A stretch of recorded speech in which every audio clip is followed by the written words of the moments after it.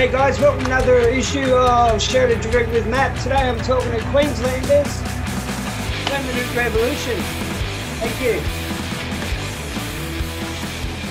Hey, Matt. Oh, Jesus. Yeah, there. Cheers, mate. I've lost you. I'm here. Stop. I'm here too. I can hear you. Yep, I can see one of you. I don't have a camera, so you're not going to see.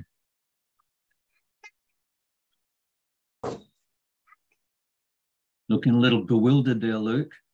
Yep, I've got Paul. It's the technicalities, mate. It doesn't agree with me. Can you hear me, Luke? Yeah, mate. You got me up or what? Yeah, I've got you and Paul. I'm here. David's in the room, but he's got no camera. David Okay, is so actually I'm just gonna hear him talk, am I? David's just AI. You won't actually get an image of him. Yeah, fair enough. Yeah, he's So, an AI attached to a drum machine. How you going? Yeah, good. Yeah, not too Better bad, mate. now. How you? Yeah, all right. So you're a three-piece. This will make it a bit easier. Oh, by the way, Sean sends his love. Yeah, Says you're John's a good guy. Yeah, he sends his love. Says you're a great bunch of guys. That's Yeah, how I right. found out about you. Anyway, Yeah. we'll start off how I usually start off. What was on the stereo? This is one for each of you. What was on the stereo when you were growing up? What did your parents subject you to? The Eagles, Wendy Matthews, Red Gum, actually. My mother hated it, but Dad loved it. But lots of Red Gum, and I still listen to Red Gum now. Fair enough. Me growing up in the 60s and 70s, I guess there was bugger all radio stations. So whatever was on the old AM station, whatever was being played at the day, I guess. And Dad had lots of old, like, 50s records. I guess for me as a kid, it was mostly whatever was on commercial radio. Yep. So what radio station were you listening to? God, I can't even remember. It was before FM and all that sort of stuff. I didn't listen to a lot of radio as a teenager because it didn't play anything I was interested in. Yeah. That's understood. What was the first album you bought? Never mind the bollocks. Same. When I was about 12, Actually, Countdown was the first one I bought, then Never Mind the Bollocks. I would have been about 12, I don't know, 1979 or 80 or something. I don't know, something like that. Yeah. You got the first pressing. Yeah, I guess so. Yeah. I think mine was either it's close two-horse race between it was a Queen album and Clash's London Calling. I can't remember which one I bought first, but it was one of those two. Okay. Well, there's a bit of a difference in genres there. Very open-minded. So, what influenced you to be in a band? What sort of music were you listening to when you thought, that's it, this is for me, I'm doing it? Shitloads of punk. Yeah, punk. For me, mainly like oi stuff, bit of ska, all that sort of thing, but mostly like oi. Like specifically like anti-fascist oi, like bands like The Oppressed and so forth. Yeah. But I guess punk more broadly as well. I don't listen to much outside that genre, like oi and a bit of ska and all that sort of stuff. Yeah. Okay, so what's on the stereo now? Now I've got Running Riots, Reclaim the Streets. Hey? Right now I've got a band called Running Riot. They're from Ireland. The album's Reclaim the Streets. Okay, yep. Excellent. Last thing I was listening to today, I can't even remember. I haven't had a chance to listen to any music today, but Yeah, stuff like The Oppressed, Cockney Rejects, all that sort of stuff. Excellent. Excellent. So what, obviously, you know, you love your punk and everything. Is that the favorite genre of yours? Punk? For me, it is, yeah. Yeah, punk, oi, ska, bit of soul. Yeah. Gets fairly high rotation. I mean, there's other stuff I guess I listen to, but it's yeah, punk, but specifically oi type stuff. What about you, David? What do you listen to?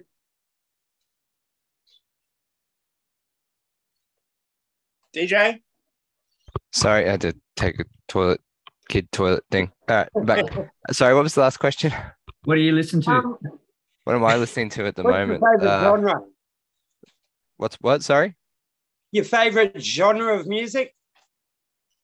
I guess punk broadly. I like a lot of metal as well. So punk and metal's usually like a pretty safe bet for me. I usually find myself in a cross between those two.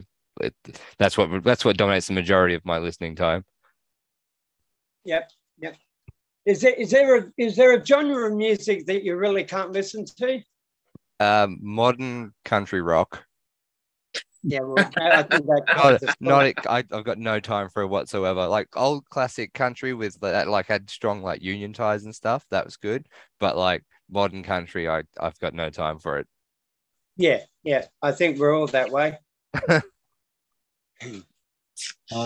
Commercial radio, but that's as much for the drivel that the people carry on with in between songs as well. But you know, yeah, some of the stuff they play is just, well, in my opinion, you know, like, okay, boomer, I'm an old fart, but I think it's rubbish, most of it. But I thought that back when I was young for commercial radio as well. So particularly in the 80s, like I can listen to stuff from the 70s. I don't know if it's a nostalgia thing, but a lot of the stuff in the 80s, I just thought was like, yeah, just crap.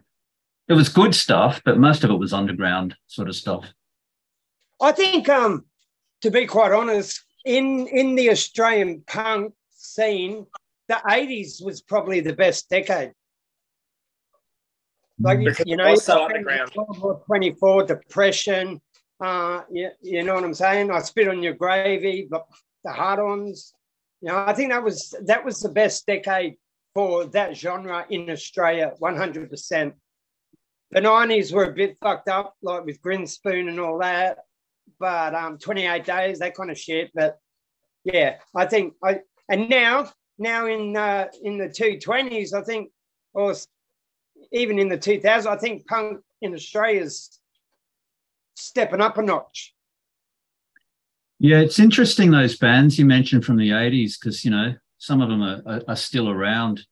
You know, like bands like Vicious Circle in Melbourne, they're still around, and they were around in the early 80s. There's a few. It's interesting the way that punk and certain bands have progressed, because bands in the early 80s, like what I would have called hardcore, like when I hear hardcore today, it just sounds completely, it's something different to me. And I'm not bagging it or anything, but it's just not what I think of, you know, being a product of the early 80s myself. So, you know, music and punk and all that has really, really progressed. But I guess there's still, for me, a certain sound that I don't know, because that's what I was initially shaped on, that I still kind of like gravitate towards.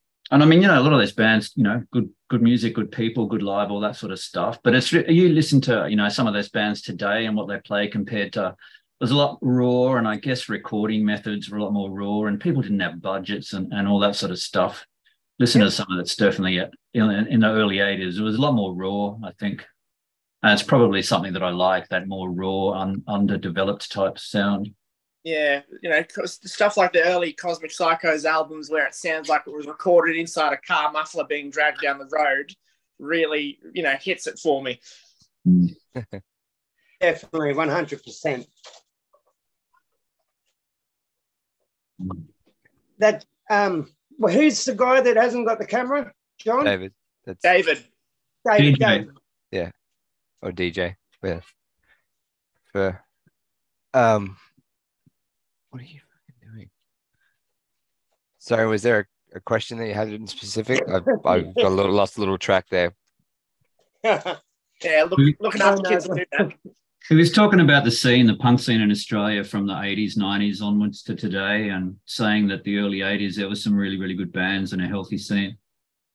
Yeah, no, definitely was. And what you were saying before, Matt, about how like it's kind of started to step its way back up. There's a great deal of bands that kind of around now that or have been around in the late 2010s that greatly influenced by that kind of 80s punk scene plus like a bit of grunge, and it's very different sound of punk. Like I guess to a lot of people we wouldn't even call it punk, but like they are seen as punk today, but it's very different, interesting, more grungy sound. But I like a bit of that, but I guess some people don't. Yep, definitely. Do you guys do covers? We've got a couple. We do Yeah. a cover of an Oppressed song and a cover of a band called The Strike, originally from Scotland in the 80s, but I think they're in possibly Canada now with a different lineup. So they're both songs from the 80s or 90s, skinhead bands. Yeah. Yep. So you really like your skinhead music, yeah? I do, yeah. Well, being skinheads, yeah. Yeah. I definitely appreciate it. I'm not a skinhead myself, but I definitely can get something out of like Oi and. Well, you get the punk and the ska in the same. Yeah, exactly. Same, and there's definitely some Oi tracks that like lean harder into like a more raw punk sound that I really enjoy. Yeah. Well, yeah, only one of you needed to answer that. Okay, have you been on a bill that you just should not have been on? You know, and to explain this question, like when the Sex Pistols played in Texas to a bunch of cowboys, like, have you been on a bill that just like, what the fuck are we doing here? No. I'd say we do our research pretty thoroughly and just go, yeah, we check who we're playing with and who we're playing for. And generally, yeah, I can't think of a time that we've actually we've come off stage and gone, we shouldn't have done that. No, neither can I agree. Like Luke said, we're very, very careful about the people we associate with. And talking about genres and all that sort of stuff, our attitude towards putting on shows and bands is good people, yes. Doesn't care. We don't care what your band is. If your band's crap or good or whatever. If you're good people, we want to have do a gig and have a beer and have a laugh with you. You can be the best band in the world. If you're fuckwits, we don't want anything to do with you. So, you know, and like one of the things as a teenager that I really that helped me gravitate towards punk was that you don't diss people that can't play, or okay, you're not the best singer or whatever. So what? You're up there. You're having a go. You're having fun. That's all that matters. If you're good people going for it. That's what the whole ethos is about for me anyway. So it doesn't mean I can't appreciate that someone is a good musician, really good band. But, you know, someone that's raw and doesn't particularly have talent, well, you know, neither do I, but whatever. So. Yeah. Well, I was at a gig on Saturday night, right? And I'm up the front. And during one of the bands, I think I got hit about 4 times in the back of the head with a can. And after the show, I went up to this guy that I've been, you know, mucking around with that night. I said, fucking hell, I got hit in the head with a can 4 fucking times, Nelly. Oh, probably more. And he goes, yeah, that was me, but don't worry about it. We were throwing it to the band. We weren't aiming at you. And this guy was actually in a band. And I just thought, yeah, that's funny. Me getting hit with a can. That's, you know, that's part of the scene. You know, I've had speakers fall on me and everything. But I thought it was very unethical for that to happen. Someone in a band throwing cans at a band. Yeah. And I got a bit of flack because I was fine with the cans hitting me, but when I said, well, I've got an issue with that. It was a kind of a really, you know, fucking, come on, mate, pull up. It's a punk show. Yeah. But I just thought, is that the kind of thing you're talking about, those ethics that you just like, and the racist bullshit that goes on, which is starting to happen again? no time for any of that stuff at all, the racist stuff, and we make that 100% clear. Won't play with bands that have got anything to do with that. We don't want people around us coming to our gigs that have got anything to do with that. I'm not sure, were they throwing the cans because they wanted to diss the band, or were they just... Well, when I told him that I thought it was unethical and everything, he said, "Oh, look, I've known the guys for 30 years and we're mates, blah, blah, blah." Mm. And I thought, okay, fair enough. But I just thought that it just wasn't on. I thought that was, and poor form. The whole night I didn't see him talk to the band at all. The whole night. Yeah, fair enough. I guess what I was referring more to was like, gatekeepers and stuff, especially when you might get fresh cuts, young skinheads or young punks, and you're not wearing the right boots or the right clothes. Fuck off. We've all been there. Just like, especially for young'uns coming along to gigs, you should be just saying, "G'day, welcome, have a good time." Fuck what you're wearing, or that's what like gatekeeper stuff. You see people posting stuff, and then people will comment and just slag them off, and like, well, you're in the wrong scene, man. That's what I think anyway. If you're going to slag bands off for being fuckwits, but not because of their either talent or lack of musical talent or what they wear or whatever. No. Of course, it's all their beliefs, really. Like I wouldn't go see a band that sings songs and racist. I'm not just talking about color. I'm talking about like creed as well, like Lebanese, like, you know what I'm saying? Yeah. I wouldn't go see a band that, their number one hit singles, "I hate fucking Muslims" or something. I've got that ethic kind of thing. Yeah. And I'm pretty sure that a lot of bands these days have that ethic, that they will say, "No, I don't want to be on that bill. I'm sorry, I can't play with those guys." I mean, I'd go, but only to throw bricks at them in the car park. Beat them up in the car park. Okay, best gig. What's the best gig you guys have played? Been a couple that have stood out. We did a gig in Sydney last year with Top Novel from Wollongong, and sorry, they were the guys that got hit with the cans. Oh, were they? Oh, there you go. Okay, so we played with them and The Limited and Sean's band, who you mentioned before, Owen Guns. Yeah. And that was a really good gig and a good vibe. That was in Sydney. Well, we played a couple of fundraisers in Brisbane, like raising money for different causes, where it's been a really good turnout. So there's been a few that stand out. What about you guys? You get the East Brisbane Bowls Club with Tottenville, Australian Kingswood Factory. I think that was another fundraiser, actually. Yeah. Did Plan of Attack play that one? Can't remember. That was a really good gig. That was a really good gig, yeah. Yeah. The one and only time we've actually managed to play with Plan of Attack. Yeah. Yeah, I have to. All those bands you've mentioned are great guys, like The Limited. I for young guys, she's been in music for like 20 years, but the rest of the band are quite young. But yeah, those bands, Top Nova, they've been around nearly 25 years or something. Yeah, since the 90s. They're going back to Europe soon in October. Yeah.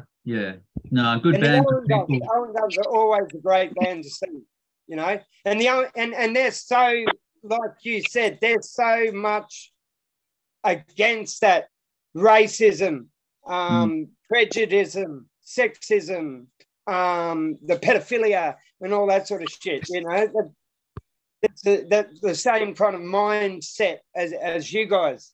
Yeah, really want to get them up to Brisbane again and to play down there. Well, no, they're not playing up in Brisbane. we've got someone else for that. This might get you in a bit of trouble, but has there been a worse gig?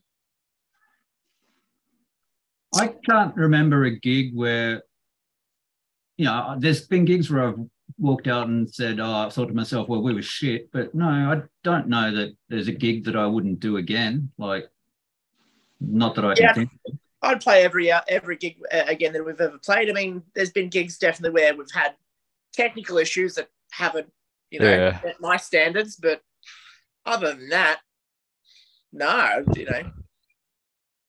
can't really say that I would never play again with anyone we've ever played with. Not that I can think of either. Yeah, no, I agree. I don't think there's been like a gig that's been like this one was just shit. Didn't enjoy it. Like pretty much, pretty good generally. Yeah, and like I said, and Luke said before, we're pretty careful about who we play with and where we play and what venues. So I think that makes a difference in terms of going away from gigs, regretting playing them. I haven't regretted a single gig we've done. Okay. Yep. Yeah, I was more like being that drunk. You had diarrhea or something, or you were too drunk, or just had a kind of a day and you had to play or something. We did a gig a few months ago where a guy in the other band had their baby shower that day, and a few people got on the guzzle pretty good, and so that night, in terms of like playing well, might have been less memorable, but it doesn't mean I wouldn't do the gig again. Like, no. So there are times we're better than others, and times we might have probably, not had as much piss before we went on. But yeah, whatever. Like I said, we're punk band. Yeah. I would definitely. I'd play that gig again, but I'd probably get just as drunk. Yeah. I mean, it's gig day. I'm supposed to be celebrating. I'm having fun. The boss isn't here. I'm not fucking shackled to my workplace. Of course, I'm going to get on the piss. Yeah. I'm a bit of a two-pot screamer these days, so I tend not to drink much until we've actually had our set, or I might have my first beer during the set. So, Don't. That's a good thing about not being the headliner, isn't it? Yeah, we've only headlined once or twice, and it does make it easier. Earlier you play, the earlier you can finish and have a few beers and enjoy the other bands. Exactly. So this one's for all of you. You got to answer yourself, but I love this question so much. You've got the opportunity to put a 5-band gig on. Who would those and they can be dead, they can be out of action. Who would those 5 bands be? Ooh. Put us on the spot there. What, bands from any era, any country? Wow. 2 off the top of my head would be Running Riot and The Clash.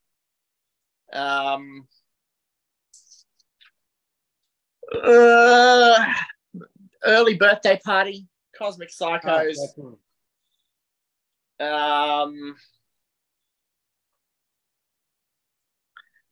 And there's an Irish rebel band called the Wolf Tones that I reckon would go. The Dubliners, because Ronnie Drew's dead. So yeah, the Dubliners. They're an Irish rebel band. Okay. Yeah. Yeah. I think the Clash, early Clash with Joe Strummer, R.I.P. Maybe the Pogues. Yeah. The Prowlers from Canada. Probably the Oppressed, and maybe the Cockney Rejects. We just saw them a couple of not long ago, but just a fucking great band, a great gig. Is that with Russ? You saw Cockney Rejects? Sorry, what was that? Russ. You saw the Cockney Rejects? Yeah.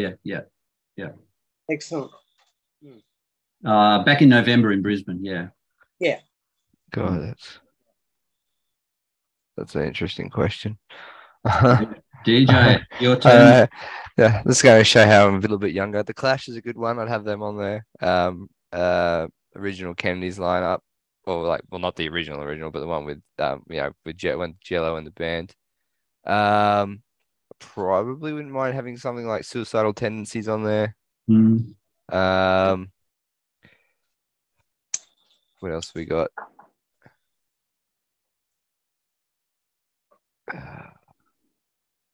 One more. Wait, I thought it was 5. Oh, wait, how many? Sorry, At 3. I'm at 3. I'm all over. Okay. It's hard to think sometimes. It's like, especially when I'm not particularly like. There's not a lot of bands where I'm like, yes, I really like all of this band. I like, I'm a little bit of a bitzer. So, Just get Dead Kennedys to play twice, mate. against my voice. Spoken word and a music one. Watching someone like Henry Rollins' Black Flag wouldn't be terrible. That'd be pretty good, like in terms of live gig. God, it was a 5th band, Permanent Revolution. Well, at least you get to party with the boys. Yeah. As long as we play first, so we could get on the guzzle and watch the rest of the bands. That's right. That's it. Yeah. Another one would be Gua. Actually, Guar would be a great really? show to go see with when Odious Rungus was still around. Yeah. Yeah. I mean, anyone that's going to behead the Prime Minister on stage gets my vote. Yeah, that's what I'm trying to think about. Like really good live shows. Rammstein's not a bad. They've got a pretty wild live show as well. And they generally seem to have their head in the right place, despite them like being edgy as such. Yeah. With the bringing out a headless corpse of Trump, Miley Cyrus did it not that long ago. Fair enough. Yeah, you got to have to see her now.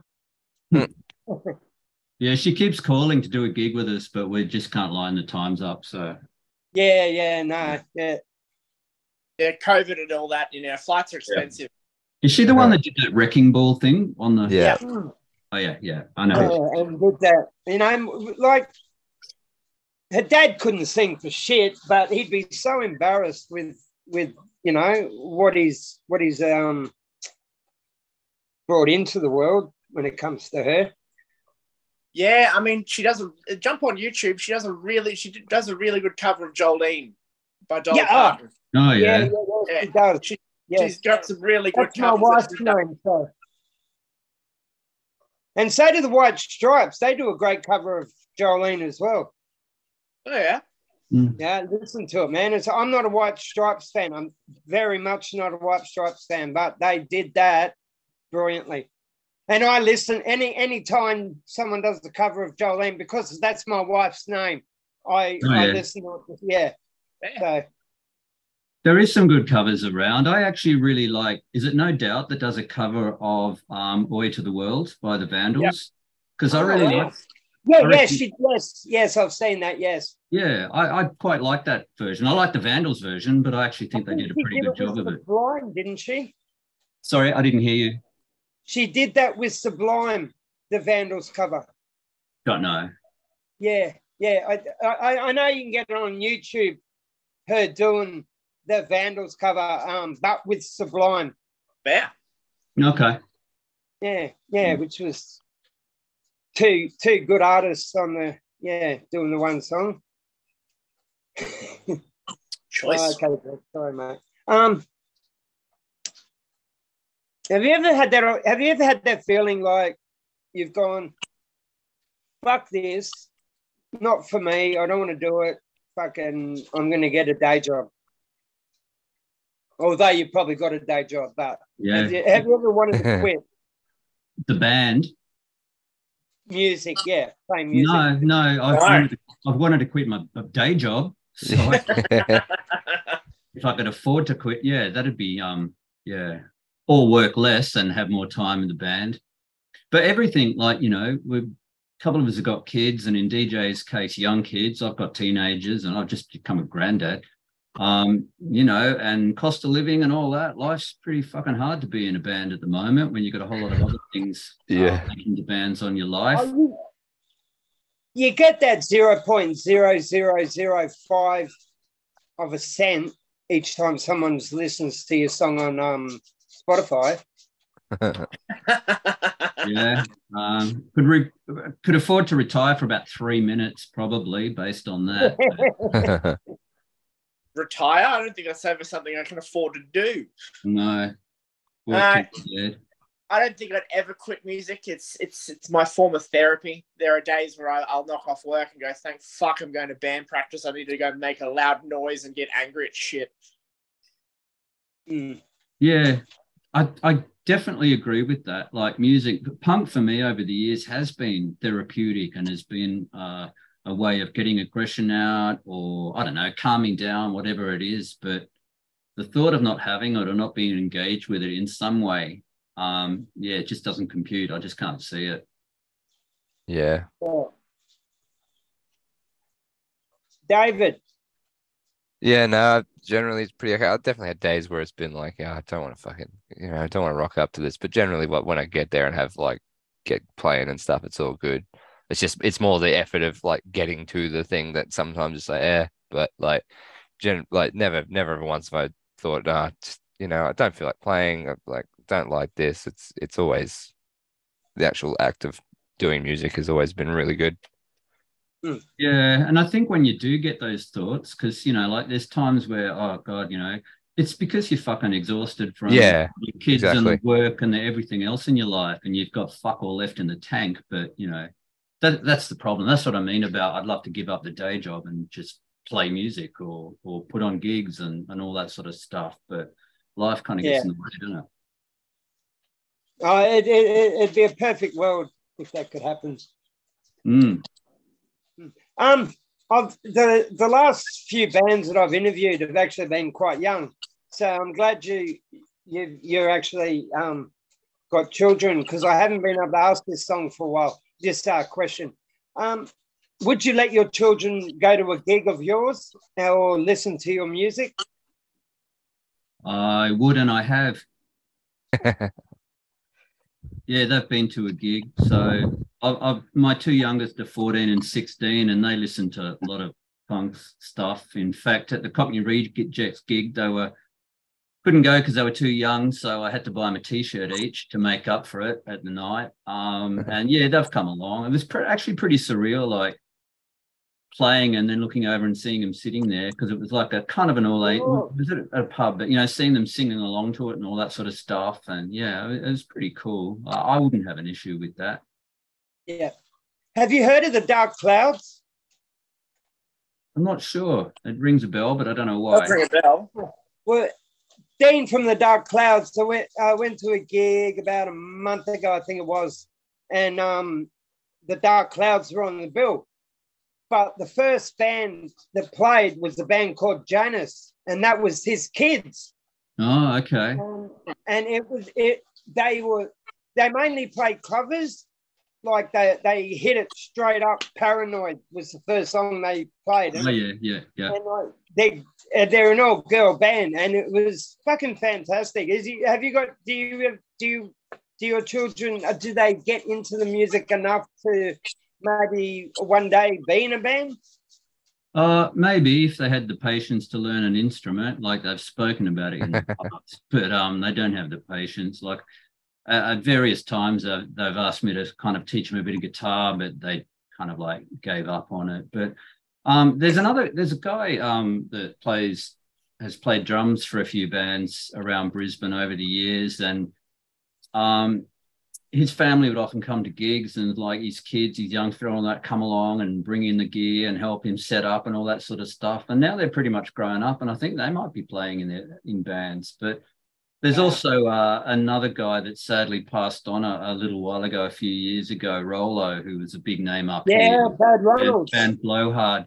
So, his kids are growing up in and around the scene. They're in their own bands now. In fact, our next gig next week on Friday night, we're doing a gig. I think a couple of them are in one of the bands that are on that night. So, yeah. His daughter's doing sound, and his son's doing his daughter's singing, his son's doing sound for us, like the whole PA. Wow. Because Rolo himself used to do sound at the venue that we're playing at. Now his young fella's doing it. So, yeah. Past the baton, I guess. I remember in '86, it was at East Leagues Club in Brisbane, and it was Rollo, the Bad Ronalds. They were the first band, Rollo's first band. They were on first, and then it was the Hard-Ons, and then it was the Stupid New Year's Eve at East Leagues Club. And that was when I thought, because just seeing Rollo on it, like the guy he played like he owned the stage. He played like he built the fucking stage. Like he probably fucking did. Yeah. He was the front man of all front men, I think. And I'm not that actually a bigger fan of Blowhard that I should be. But yeah, Dave, you've got something to say? No, I was just listening. Hey, DJ, do you reckon there's a fourth generation of drummers in your family? Well, yeah, there is three, isn't there? It's just that one's my dad and the other one's on my mum's side. Yeah. Same. Same.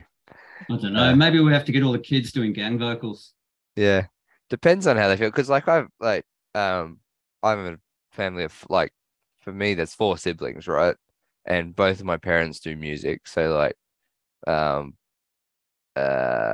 was I saying? Like dad's a drummer, and mum's a singer and plays guitar and stuff like that. But like my sister was interested in doing instruments for a little bit, but she very quickly gave up on that. And I seem to be the only one that's actually taken up music. So it entirely depends on the kids, I guess. We all grew up in the same environment, so. Definitely. So is this Dave and Dave first? Is this your first band, or did you have other adventures before this? Well, for starters, I've been in bands in high school, but for nothing major. But Luke and I used to be in a band together called Trigger Warning. That myself and a mate started, and then we brought on Luke, and then we got in the lead singer and then a rhythm guitarist. And we played for like a good few years actually. 3 or 4 years, yeah. Yeah. So yeah, I've been around the Brisbane scene since I was like 18. And we didn't like Trigger Warning didn't start. I think I was 19 maybe when we played our first gig. So it's been a decade for me of bands. I think that's how I met these guys, at a Trigger Warning gig, at a gig anyway. And so originally there was other people in our band, and then Luke came on board when the bass player left. And then when the drummer left, we, approached DJ and say, hey, you want to jump on board? And we're kind of all on the same page as far as values and all that sort of stuff goes. So yeah, it all worked out really well. But Trigger Warning, they were a good band. Saw them a few times before they. Yeah. Like I was in bands in my younger days a long time ago, but yeah, this is probably the most serious. The others were just fucking around.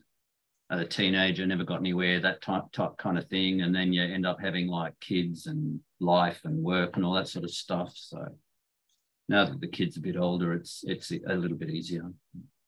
Yeah. So Paul, we're probably in the kind of same age bracket, but what was the best piece of advice you were given when you first endeavoured to be in a band? Like, were you lucky enough to have someone say, well, hey? Not that I recall directly being said to me, but, I guess that whole ethos that I got from following certain bands and all that was like, if you're happy, don't give a fuck what people say. Basically, people can say you're shit vocals, you're shit this, you're shit that. Well, okay, whatever. We don't care. We're happy, and if you don't want to come and watch us, don't come and watch us. Don't care. Yeah, we run on spite. It's I was saying I'd rather be hated than ignored, because if you hate me, you're paying fucking attention. Yeah, definitely. Yeah. Dave? Never really, I've had a little bit of lessons on drums because my dad's a drummer, but never any advice about playing in bands or anything in particular. It definitely just don't take it seriously. Have fun. Yeah, more that kind of stuff. Like my dad played in bands a long time, but he was played in a lot more like cover bands and stuff like that, and stuff. But never any. Yep. So there's been a kit in your lounge room for a long time. Yeah, exactly. Yeah, it's much more like the help that I got was more physical help and learning things and stuff like that, as opposed to actual advice.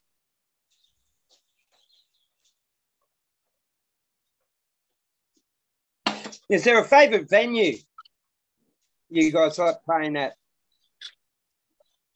King Lear's in Brisbane. We played a few gigs. We used to play at East. What was it called? The bowling club.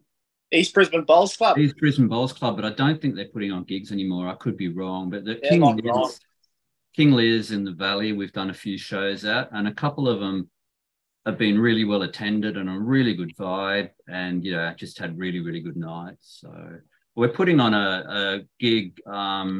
A mate in one of Luke's other bands putting gigs on again, Prince of Wales over in Nunda, which hasn't happened for a while, and we've done a couple of good shows there. So hopefully that'll go all right.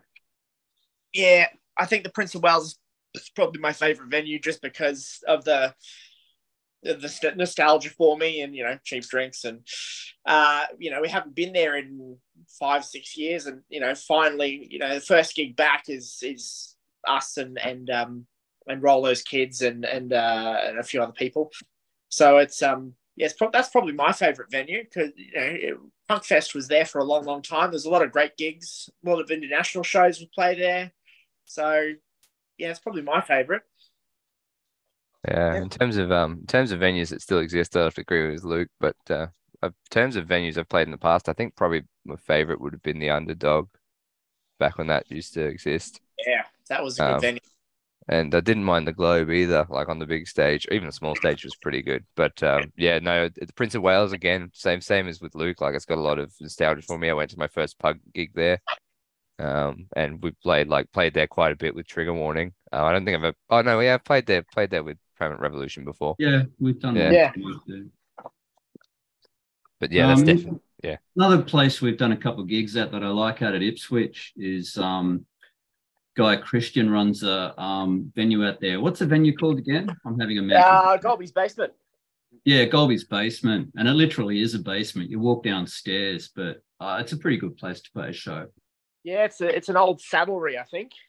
Oh, yeah. Good guy running it, good people that go there. So, it's good.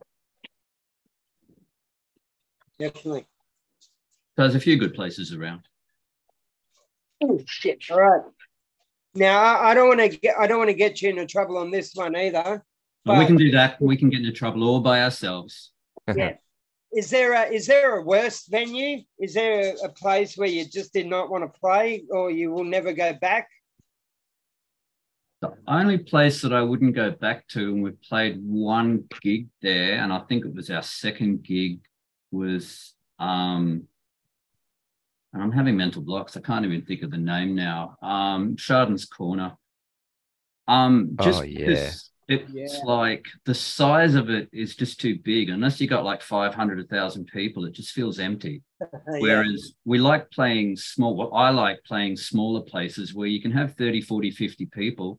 Like, we played a gig in Melbourne in November last year at Cafe Gummo, and I don't know how many people were there, 50, 60, something like that, but it's a lot smaller, more intimate kind of place. And it was just good vibe, good people. But being on a stage where there's just nobody, or it looks like there's nobody, because, bands feed off the punters and vice versa. But so smaller, more intimate venues, I think, are better. Yeah. They got the barriers up. What's about Wollongong? The sort of separates you from the crowd. It's very sterile, I think. What about Wollongong? Yeah, that's what I like about Wollongong. A lot of the venues there are small. You know what I mean? Yeah. You haven't got too many venues down here that you could fit, 200 people in. Yeah. Yeah. Like, I grew up going to the Playroom. Like, I was at the Playroom 84 till they shut the place down. And that, okay, you could fit a few hundred, 300, 400 in there. But even if you didn't have half that, it was a great venue to see a band. Which you'd agree. I'm sure you played or been to the Playroom on the Gold Coast there? No? No, I haven't played the Playroom, no. Wow. Yeah. I've heard stories about the Playroom, but no, I never went. I was a bit too young, I think. The only venue down the Goldie I've been to recently would be Vinnie's to see bands, and I haven't been down there for a while either. But I didn't mind that.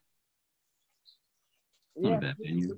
Vinnie's nice venue. I've played there. Bit hot, but you get that. Sorry, guys, my fucking microphone's just playing up. I can't get a full 100% listen. Yeah. Well, we done that question anyway. So you talk, yeah. Who writes the songs? Do you all jump in on that, or? Paul comes in with Bones mostly, and then we do our little thing, and yeah, but it's mostly 99% written by Paul. Yeah, I tend to write all the lyrics and basically the songs, and I'll come in to practice saying, well, here's the verse, here's the chorus, and we'll thrash out a structure. And no, I don't like that. Yeah, you do and by the end of it, we've kind of it's a collaboration. So I'll bring the core of it along, and then we kind of thrash it out, and Dave will work out, the DJ will work out the drumming, and Luke will kind of. Theme? Do you have a theme when you write songs? Well, anti-racist, anti-fascist, all that sort of stuff, but just working class life, alienation. Yeah.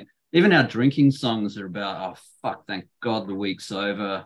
I don't have to work. I'm going to hit the piss, that kind of stuff. So, just how life can be shit and suck, and you do what you do to get through it and all that. But, there's also good parts to it. So just about ordinary life. Yeah. That's where this genre was born from anyway, the working class. That's where punk come from, in my view, in my opinion. So what's the future hold for you guys? Is there do you think that far ahead, or? Yeah, kind of. And we kind of have to, because we've got such busy lives, but also because other bands, some bands are booked 6 months, 12 months in advance, or they're mapped out the year. So you got to think in advance. Apart from the gig next week, we're actually heading to the UK in July to play a couple of Sharp festivals. So Sharp being Skinheads Against Racial Prejudice, a couple with some pretty big name bands over there. So we're pretty stoked with that. We were supposed to go over for a anti-fascist festival in Manchester in 2020, but then COVID hit and that fucked us. So we've finally got the chance again to go over now. I don't think we're looking beyond that, apart from finishing recording another track and getting another album out, hopefully at the end of the next year. But I don't know. I'm not thinking past July. Yep. But you guys?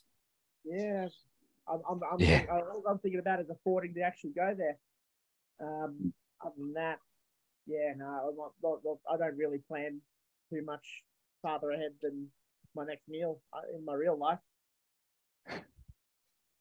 I guess I kind of take on manager roles, so I'll be the one that organises other bands, or if we're going to do gigs and stuff like. So the beginning of each year, I'll have a bit of a think about what the year might look like, or what we might hope it looks like, and then take it from there. But cost of living has fucked us a bit, and not just us, it's fucked everyone. We were hoping to get down this month to do another gig in Sydney and Wollongong, because last year when we did the road trip, we just had such a good time. Sydney, Wollongong, we really enjoyed the bands we played with, but just price of everything, petrol, and then flights to the UK have just shot through the roof. So we just had to can that. But, in the next year or two, I'd like to do that again, play some more in Melbourne and play some Sydney and Wollongong and that sort of stuff. Yep.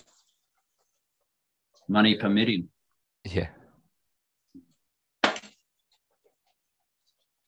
Oh, sorry. You're right, mate. I'm listening.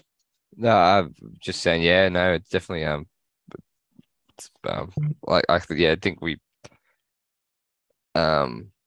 tend to like Paul does a lot of the booking, but if we're doing an interstate or an international show, obviously we try and have that. We generally have that about a year ahead in advance when we know when we're going to do that. But a lot of the local stuff, even that's usually pretty far ahead. I think Paul's usually pretty on top of having that like at least 6 months out, or a few months kind of thing. So yeah, that's the good thing about this band. I don't have to, be an organizer. Paul just takes the ball and runs with it. All my other bands, I've got to, hassle people and organize shit, and it's just refreshing to just go, okay, I can just sit back and relax. It's all being organized for me. Thank fuck.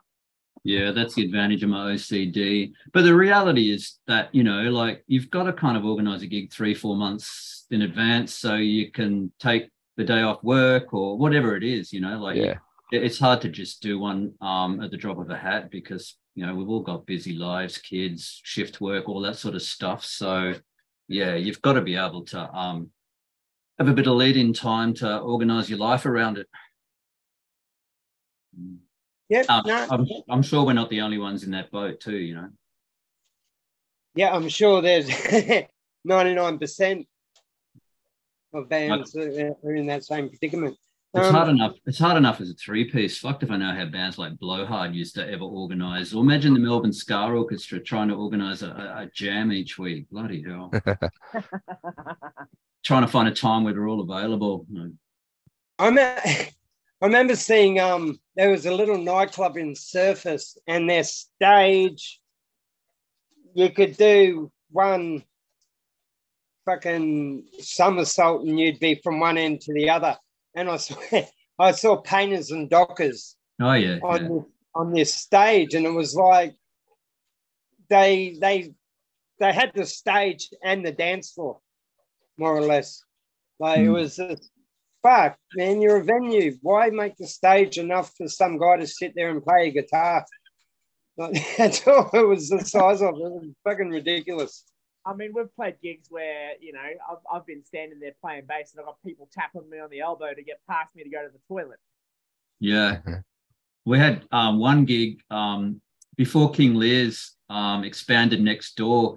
It was pretty pokey, and me and Luke would be on one side, and then there's a little stairway, and DJ would be set up on the drums on the other side of the stairway. So it was kind of a little bit surreal. But that wasn't even the worst for me. That was the preferable out of the two when they only had that one situation. When they changed it to where they now put the gear, I was in such a tight spot. I was literally locked in for the whole gig. There was no getting out of the kit. I could barely fit. Yeah. Are you talking about Betty's, are you, Luke? Yeah, Betty's. Yeah. We used to play a few gigs. It's not there anymore, but there was a venue that was basically an old house, Queensland house converted into a venue, and like good people liked playing there. But yeah, pretty pokey. But it was one of those gigs where you'd move all the lounges and all that to make room. There was no stage as such. Yeah. You'd have to kind of like fight your way through the band to go to the one toilet in the venue. But we had some really good fun there. Yeah, I know exactly what you mean. Especially in Brisbane, I went to something like that in Petrie Terrace and Paddington. Yeah. Well, I think the Saints started off playing in a house in Petrie Terrace, to be quite honest. Yeah. If I read the book correctly. 76 on the corner of it's on. I drive past it every morning. It's now an architect's build office. Petrie Terrace. Yeah, they're the Saints' old venue. The first weekend, the windows got stoved in, so they just boarded them up and spray painted Club 77 over the front door. Yeah.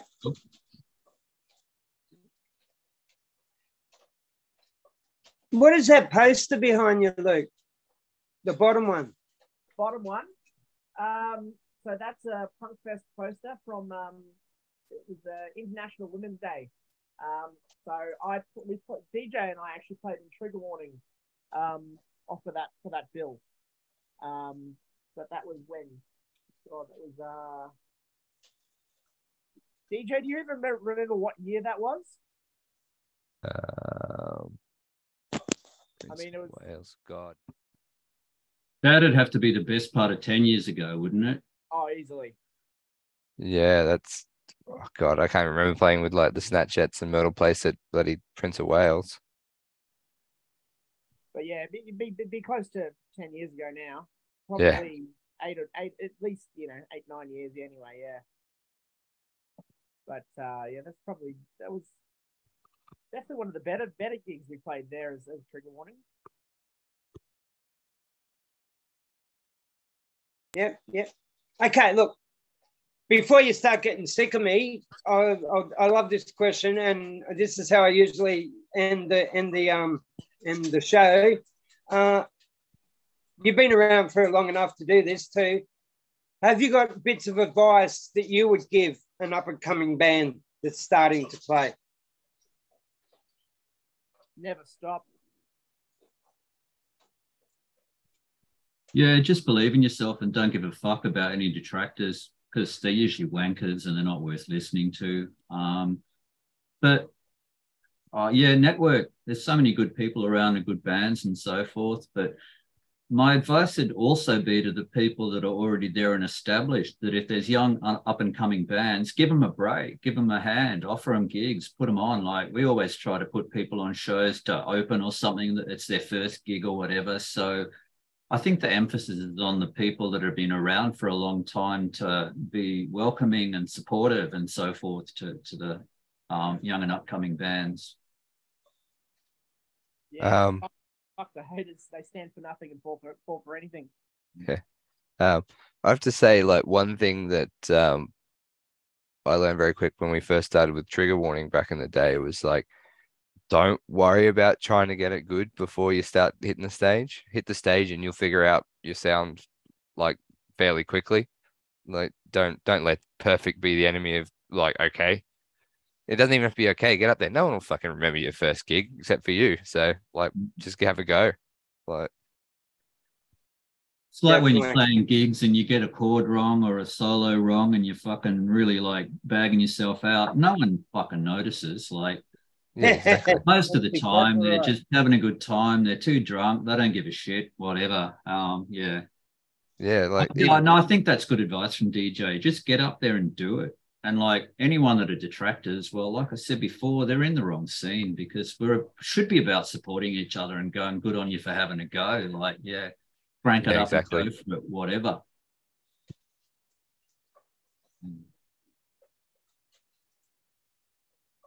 Sorry, Dave, you're on. Oh, I was agreeing with Paul, and then yeah, I was just saying, that Paul's right, and like the small fuck ups, like you learn to play through them.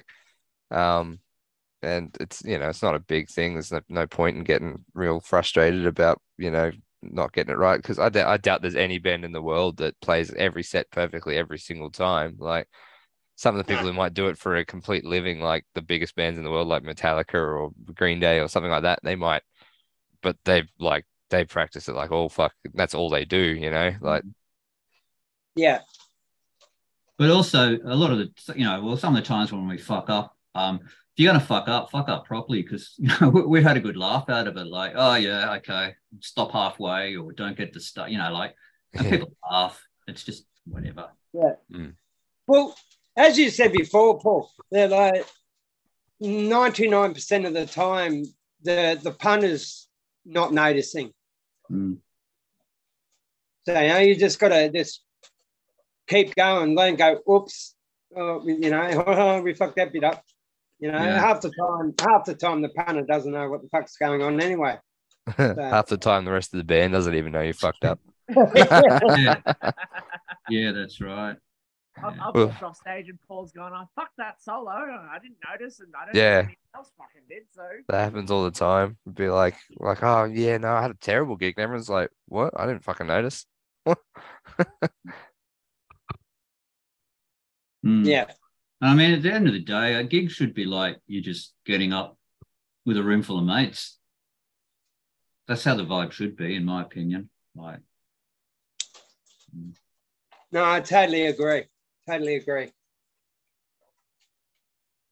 And I think for the most part, that's been our experience. The bands that we've done gigs with have tended to, you know, like have that attitude, be there for each other, support each other, have a beer together, have a laugh, watch each other.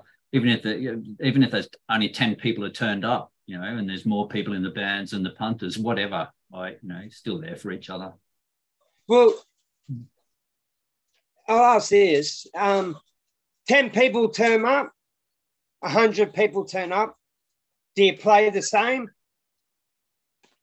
Yes and no. I mean, I think if you've got 100 people and they're really getting into it, you definitely feed off that energy. Yeah.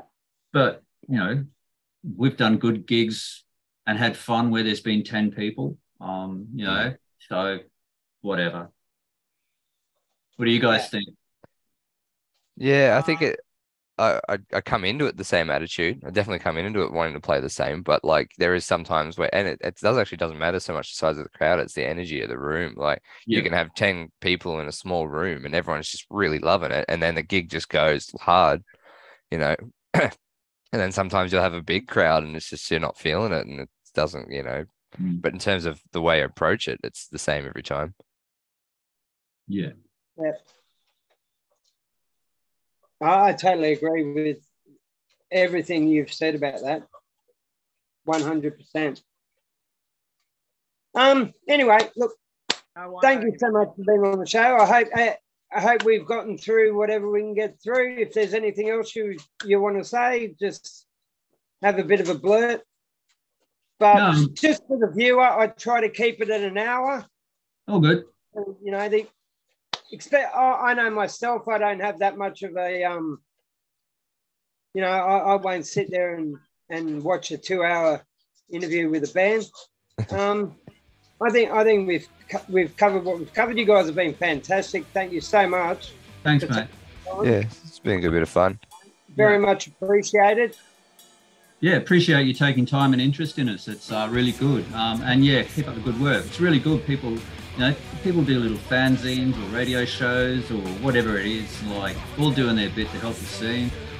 You know, there's a guy runs a page up here called Bands of Brisbane. I don't know if you know it, but he's always at gigs taking photos. You know, like there's a lot of good people doing their little bit to support the scene, promote the scene, and you know, they're unsung heroes really. Like they're all doing their bit, and the scene's much better for them. So cheers to you. Cheers, mate. Now I'm going to start actually listening to your stuff because yeah. Sean said a lot about you. He said that, you know, you're worth listening to, so I'm going to give it a whirl. Thank you. Anyway, thank you so much, Paul. Thank you, Luke, and thank you, Dave. Thanks for sharing the drink.